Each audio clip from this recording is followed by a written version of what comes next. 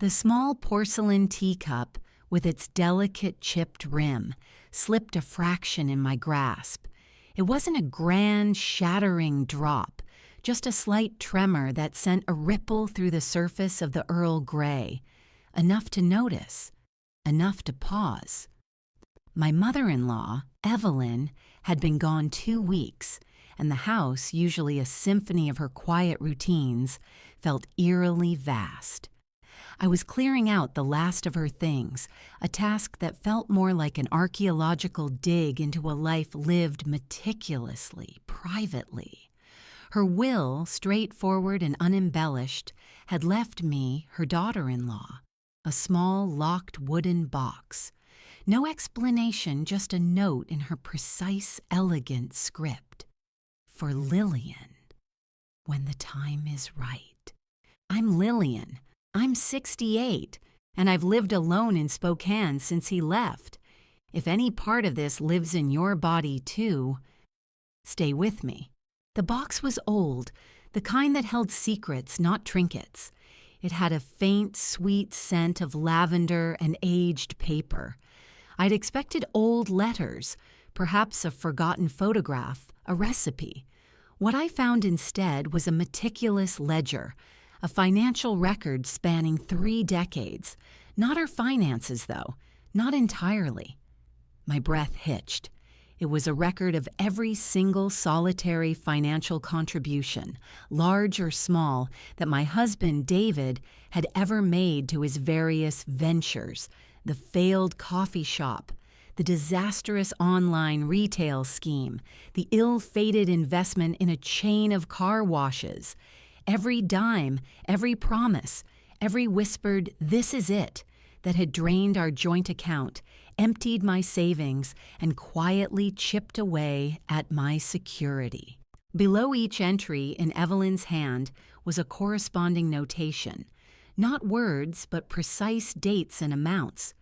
These were sums transferred from her personal accounts, often just days after David's latest investment had been made. It was a mirror image, a shadow accounting. For every dollar David poured into his dreams, a dollar, sometimes more, was quietly, meticulously siphoned back into an account I didn't know existed. An account in my name. A secret trust built one quiet deposit at a time for 30 years. My eyes scanned the entries.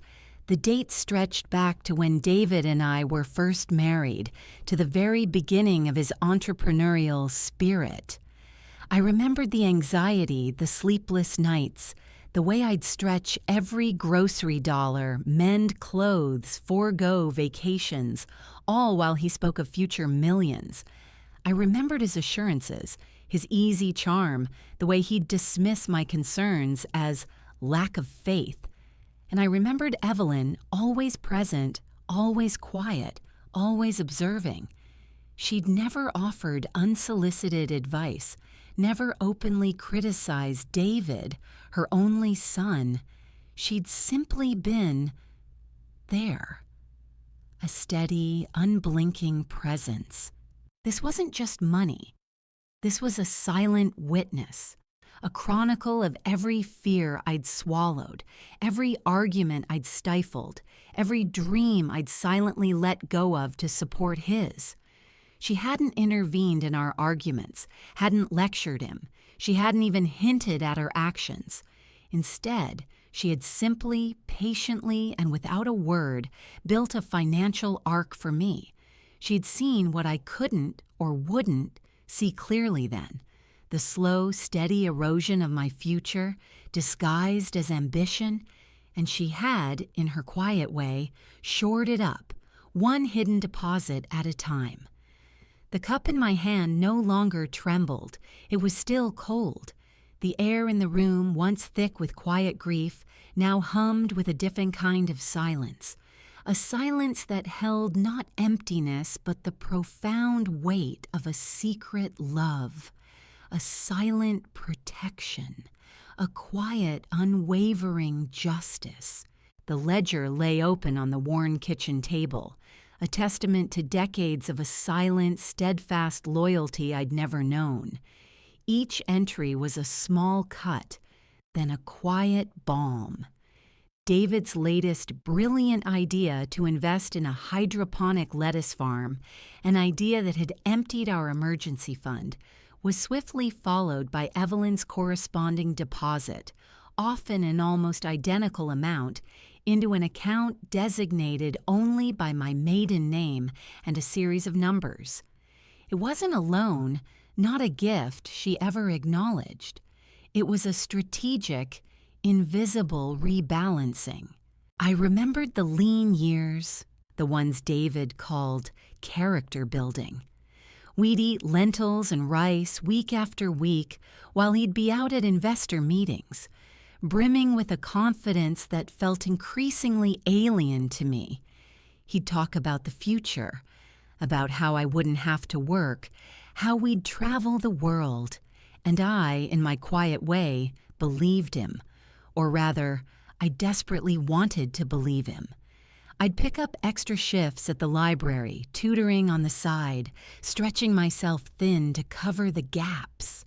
I'd smile, I'd nod, I'd offer encouragement, even as a knot of fear tightened in my stomach. The silence around his failures was deafening, broken only by his quick pivots to the next big thing. Evelyn, meanwhile, would simply bring over a pot of her homemade chicken soup or a casserole. "Just thought you might be tired, dear," she'd say, her eyes kind but unreadable. She never pressed, never asked about David's business. She'd listen patiently as I chattered about books or my garden, sometimes placing a gentle hand on my arm, a fleeting touch that now, in retrospect, felt like a silent acknowledgement of my burden. She never offered advice about David, never hinted at his profligacy. I'd mistaken her silence for neutrality, for a mother's blind love for her son. I'd believed she simply didn't see, or chose not to see, the quiet desperation I often felt. How naive I had been. She saw everything, and she responded not with words but with action, with quiet, consistent, methodical action. She wasn't just observing, she was mitigating.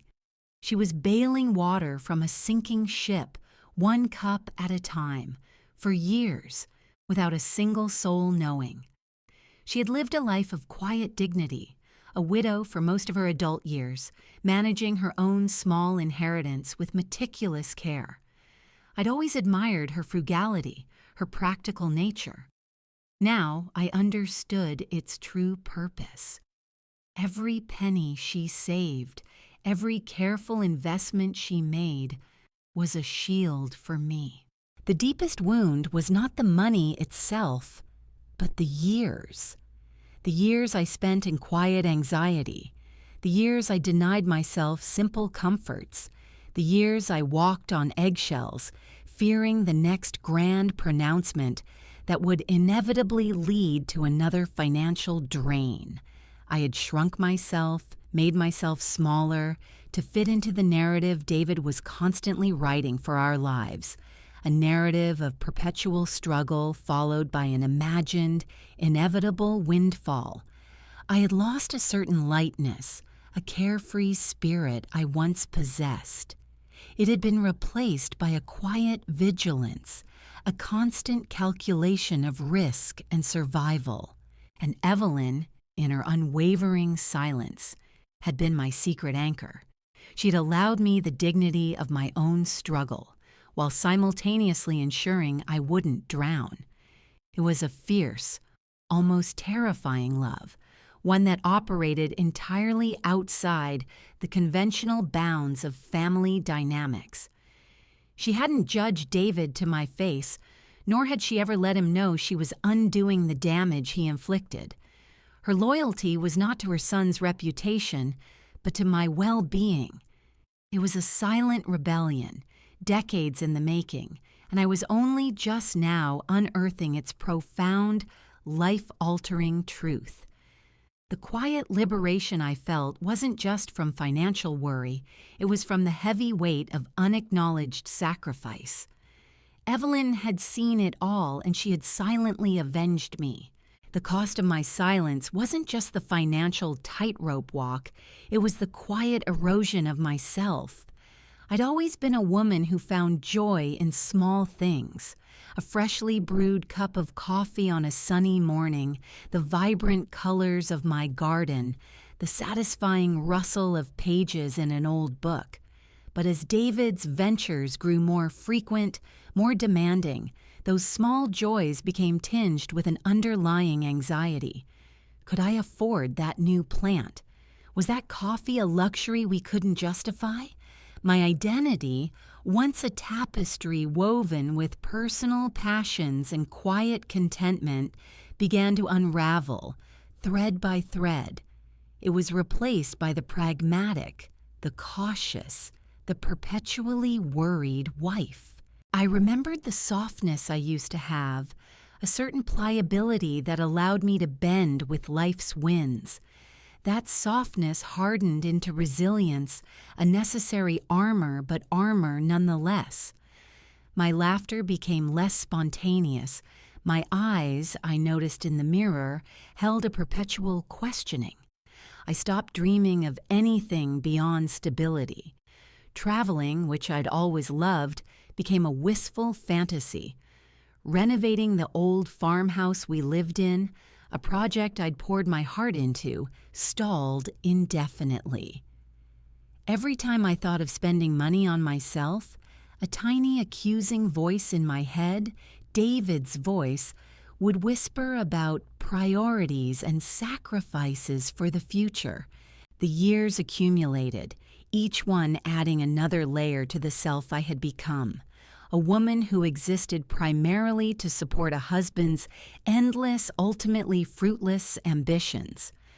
I'd grown adept at managing expectations, mostly my own. I became skilled at finding contentment in deprivation, at convincing myself that less was more. I told myself it was character, resilience, devotion, and in part it was. But it was also a slow, steady diminishment. I missed the woman I used to be, the one who bought flowers just because, who spent an afternoon lost in a museum, who didn't feel a pang of guilt over a new pair of shoes. Evelyn, in her silent, observant way, must have seen it. She saw the lines etched around my eyes that weren't from laughter. She saw the way I'd sometimes hesitate before buying a small indulgence for myself. She saw the quiet exhaustion that settled over me after a particularly trying day. She never commented on my appearance or my choices, never offered pity. Her actions, revealed now through the meticulously kept ledger, spoke volumes where words would have been inadequate, or perhaps simply too painful.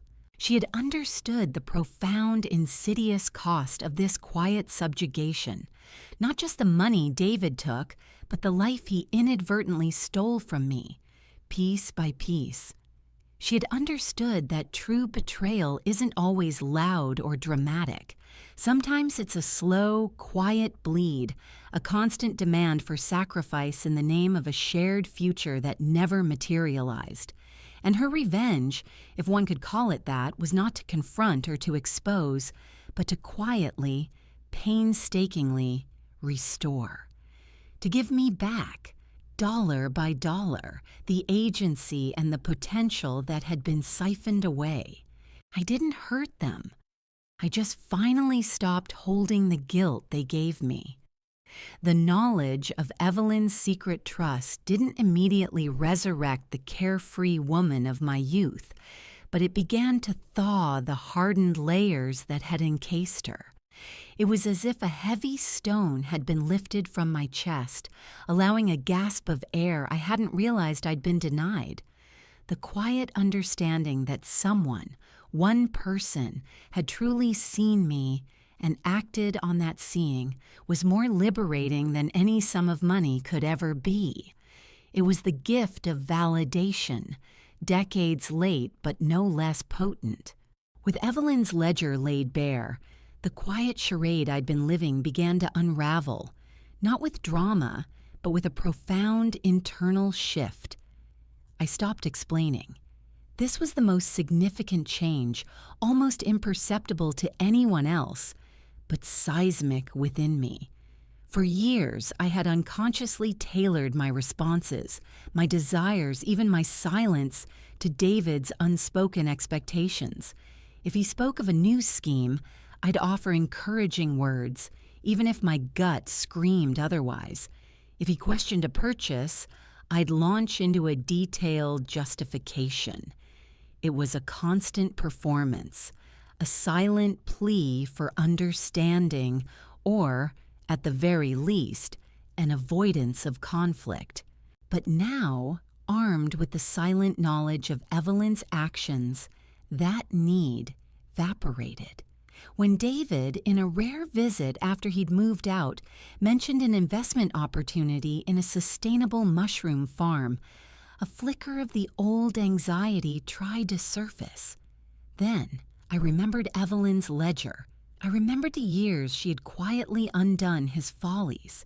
And instead of the usual feigned enthusiasm or polite deflection, I simply nodded.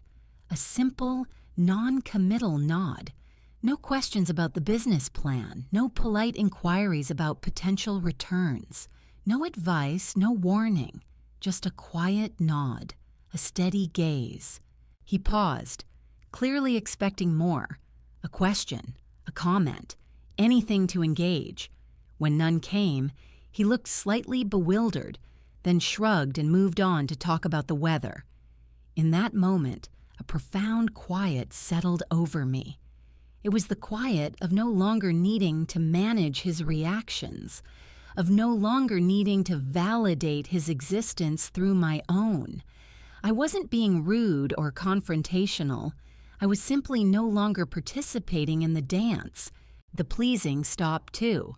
Not that I was a people pleaser in the overt sense, but I had a deep-seated desire for harmony, a need to make things smooth. This often meant sacrificing my own preferences, my own comfort for the sake of an easier path. If David wanted to watch a particular show, I'd rarely object, even if I preferred to read. If he made plans without consulting me, I'd adapt. Now, when a friend suggested a spontaneous weekend trip, something I would have instantly dismissed as too much hassle or too expensive in the past, I found myself saying, yes, that sounds lovely. No mental calculations, no internal debate about whether it would cause an inconvenience, no waiting for permission I didn't need.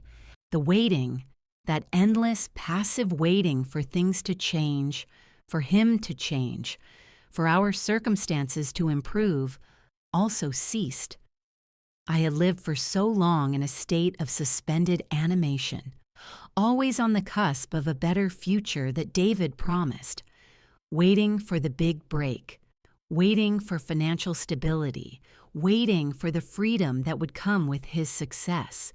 But Evelyn's ledger had shown me that the true stability had been built, quietly, underneath me, all along. It was there, waiting for me to claim it. So I started taking small, deliberate steps. I enrolled in a painting class I'd always wanted to try. I rearranged my living room, moving furniture that had been placed for his comfort, not mine. I bought myself a small, beautiful teacup, not porcelain this time, but a sturdy, handcrafted ceramic just for me. These weren't grand acts of rebellion, but quiet assertions of self. Each small act was a breath, a reclaiming. The air around me felt lighter, cleaner. It wasn't about retribution, it was about simply existing, fully and completely, for myself, perhaps for the first time in decades. The journey to peace wasn't a sudden, dramatic arrival, but a quiet unfolding, like the slow bloom of a night-blooming cereus. It began not with grand gestures, but with an internal permission slip. Permission to feel the slight ache of regret for the years lost, but also permission to release it. The ledger, Evelyn's silent legacy, didn't just represent financial security, it was a profound act of affirmation. It told me, without a single spoken word, that my quiet struggles were seen, that my sacrifices had not been invisible, and that my worth was not tied to David's ever-shifting ambitions. I started to cultivate silence, not as an absence, but as a presence. I spent more time simply being, without the noise of expectation or the clamor of external demands. I'd sit in my garden, watching the bees hum among the lavender, feeling the warmth of the sun on my skin. I'd listen to the wind chimes on the porch, letting their gentle music wash over me. In those moments, I wasn't waiting for anyone to validate my existence or for a situation to change. I was simply present, anchored in my own quiet reality. The need to explain myself to David or to anyone else had truly withered. It was an old habit, a deep groove worn into my psyche. But with each passing day, the compulsion faded. I discovered a profound calm in simply stating my truth, or in not stating it at all. If David called and tried to draw me into a discussion about his latest plans, I'd offer a brief, polite response, then gently steer the conversation to neutral ground, or simply end it. There was no anger, no resentment in my voice, just a quiet detachment. It wasn't a performance of indifference, it was genuine. His world, his endless cycle of ambition and disappointment, no longer held sway over mine. I found myself gravitating towards people who nurtured quiet connection, rather than demanding explanations or seeking external validation. My oldest friend, Sarah, who had always been a steady presence, became an even greater comfort. We'd sit for hours, sometimes speaking very little, simply enjoying each other's company. There was no need to justify my feelings, no need to recount past grievances. She simply saw me, and that was enough. The peace I found wasn't a show for anyone else. It wasn't about proving a point or making David regret his past actions. It was deeply internal, a quiet blossoming of self-acceptance. I looked at my reflection in the mirror now, and the worried lines seemed softer. My eyes, though still holding the wisdom of years, had lost some of their old defensiveness. I wasn't trying to recapture youth or to erase the past. Instead, I was integrating it, understanding that every hardship, every silent sacrifice had led me to this profound moment of liberation. Evelyn had given me a gift far greater than financial security.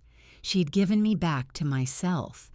She'd validated a narrative I had always suspected but couldn't voice, that I deserved more, that my quiet worth was immeasurable, and that my story was my own to write, finally free from the shadows of another's unfulfilled dreams. I began to understand that true freedom wasn't found in external circumstances, but in the quiet, unwavering resolve to reclaim one's own inner landscape. The final release wasn't a cathartic explosion, but a quiet exhale. It was the feeling of a rope, held taut for decades, finally slackening. There was no bitterness in it, no desire for David to suddenly understand or apologize. That need had dissolved long ago, replaced by a profound self-sufficiency. This wasn't about him or about any form of external justice. It was about me and the space I now occupied in the world, unburdened. I began to sort through Evelyn's belongings with a lighter heart. The process, once a mournful duty, became a quiet conversation with her memory. I found a small embroidered handkerchief tucked into a drawer, a faded lavender scent clinging to it. I remembered Evelyn always carrying one, a simple, practical item, and I understood in that moment that her practicality had been her armor and her love, her silent weapon. She hadn't fought loudly, she had simply, quietly, protected. The financial security Evelyn had orchestrated was real, tangible. It meant I could finally consider selling the farmhouse, the one I'd poured my youth into, the one that held so many memories of quiet struggle. I could move to a smaller place, perhaps closer to the sea, a place I'd only ever dreamed of. But the true wealth wasn't in the numbers in the bank account. It was in the profound shift within me. The ability to choose freely without the weight of past limitations or the unspoken demands of another's unfulfilled life. I started taking long walks by the Spokane River, watching the water flow, ceaseless and unburdened. Each ripple, each current, felt like a silent echo of my own release. There was a lightness in my step, a quiet hum in my chest that had been absent for so long. I looked at the world with fresh eyes, seeing the vibrant greens of the trees, the clear blue of the sky, the intricate patterns of fallen leaves. These simple observations, once overshadowed by worry, now filled me with a quiet joy. I never said a word to David about Evelyn's ledger. There was no point. It wasn't about making him aware of what he'd done or what his mother had quietly undone. It was about my own liberation. The secret was Evelyn's and mine, a silent pact across generations. It was a testament to a woman's quiet strength, her foresight, and a love so deep it chose action over words. I realized that Evelyn had given me the ultimate gift, the freedom to simply be without apology or explanation. That morning, the sky didn't know, but I did, and still, I was free.